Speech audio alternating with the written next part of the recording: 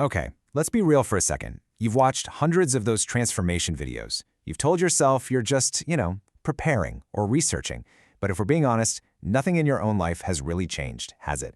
Well, that's because you're not actually learning. You're spectating. And today, we are breaking that cycle. You know exactly the ones I'm talking about. Those slick montages of someone finally getting their act together, hitting the gym, starting that art project, quitting the job they hate. And you watch, you nod along, and you feel that little flicker of inspiration. It feels good, right? And your phone? It's probably a museum of good intentions. You've saved the articles on building discipline, bookmarked the podcasts about turning it all around. Your digital folders are just packed with this hypothetical version of your life, all perfectly planned out based on what everyone else is doing. And you keep telling yourself, okay, tomorrow. I'll start tomorrow. But then tomorrow comes, and the next day, and suddenly you realize you're in the exact same spot. Time just keeps ticking by, and that gap between the life you're watching online and the one you're actually living, it just keeps getting wider and wider. So what is really going on here? This right here, this is the crucial point. All of that consuming, all of that so-called research, it isn't actually preparation, it's spectating. You've essentially become a commentator on your own life, watching from the sidelines, waiting for the show to get really good before you decide to jump in and be the main character. So let's actually give this thing a name. Let's call it the spectatorship trap. It's that sneaky place you get stuck in when consuming content about doing something completely replaces actually doing it. And it is a trap because it feels productive, it feels like you're making progress, but you're actually just standing perfectly still. And here's the sneaky way this trap works. Watching someone else succeed gives your brain a little hit of dopamine. It's like a cheap thrill. It creates this illusion of progress that lets you avoid the messy, uncomfortable, and frankly, awkward reality of your own beginning. It tricks you into feeling like you're moving forward when you're not. You're just outsourcing your life. I mean, just look at the difference here. It's so stark. On one side, spectating feels productive, but it's really just avoidance that makes that gap in your life even wider. But on the other side, participating, it is productive. It's real action that slowly, messily, but absolutely closes the gap between the person you imagine being and the person you actually are. So why? Why do we keep choosing to spectate when we know we should be participating? Well, I can promise you one thing. It's not because you're lazy. It's just not that simple. The real reason you're stuck is something much, much more human. It's fear. You're afraid of starting messy, of being the beginner in the room who doesn't know what they're doing. You're terrified of failing out in the open, where other people can see you. And deep down, you're afraid that if you actually try and it doesn't look like those perfect polished videos, it'll just prove that you weren't capable in the first place. So you stay in the research phase. Because it's safe there. And this all leads to the biggest myth of them all, the idea that you have to wait until you feel ready. You're waiting for the new year, for a Monday, for some big dramatic sign from the universe.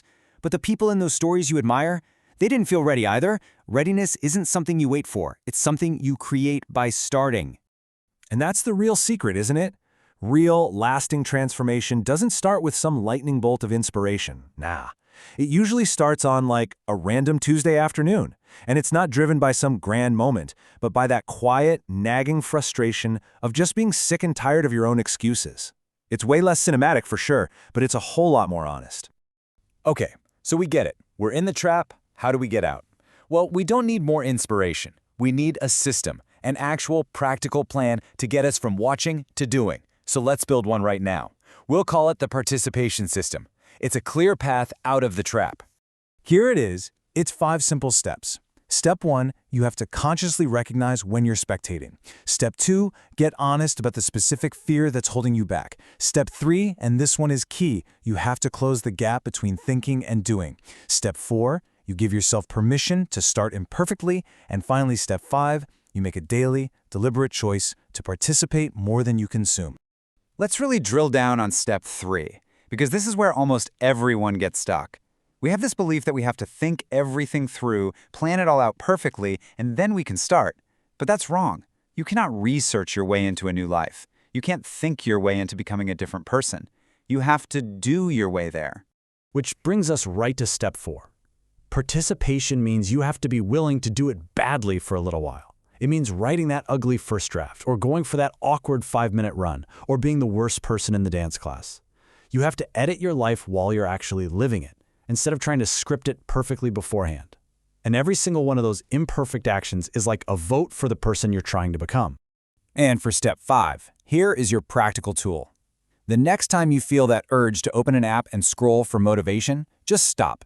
For 1 second, stop, and ask yourself this one simple question.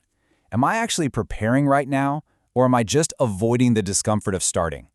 Be honest with yourself. The answer is everything. So, we've diagnosed the problem, we've built the system, but now comes the only part that actually matters. The part where you stop consuming and you finally start acting. And listen, this isn't meant to be some fluffy, inspirational quote. It's the literal truth. No one is coming. There is no magic moment or external force that's going to swoop in and make you do the thing you keep putting off. It is, and it always has been, just you. So, I want you to genuinely ask yourself this. How many more months of consuming other people's stories are you going to watch before you start writing your own? What exactly are you waiting for? Because whatever you think it is, it's not coming. The perfect moment isn't coming. That feeling of being ready, it's not coming either. The only thing you actually have is right now. So when this is over, I want you to close it. Put your phone down and just do one small, real thing you've been thinking about. Not the whole grand plan, just the very first tiny step.